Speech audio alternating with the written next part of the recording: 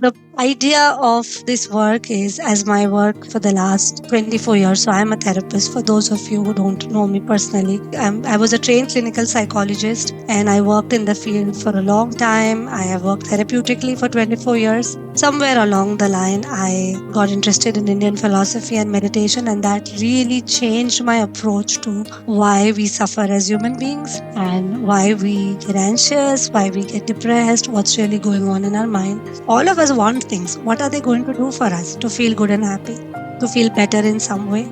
Correct. So we want things to be feel better in some way, which is perfectly valid. It's a valid point. Now what happens? Let's examine what happens when we want something. There are only two scenarios possible.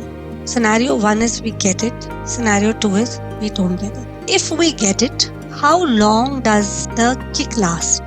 The joy of getting it last. Let's say you want a promotion and you get it. How long is it going to keep making you feel good before you want something else? Not very long. Momentarily, few days, right? You get a car. Few months before you get already stressed about somebody who's banging your car or somebody who's created some distress. You want validation by somebody, not once, again and again and again and again. So, what you want is not going to make you feel good for very long. It's going to make you feel good momentarily, sure. That is why we want it. Because of course it gives that momentary rush, momentary pleasure, but it's not going to last. If you don't get what you want, what happens? You want something, you don't get it, then what happens? Then how do you feel?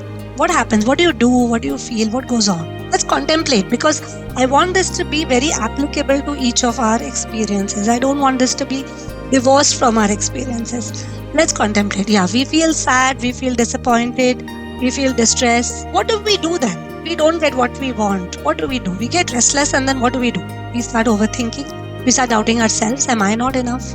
We start blaming somebody. Are they not enough? We start blaming ourselves, right? And this is our cycle of life. This is what we are doing over and over and over.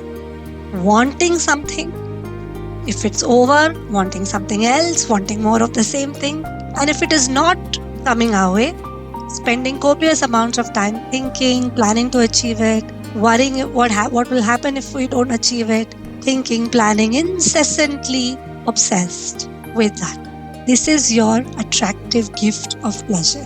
This is how it looks. This is a trap.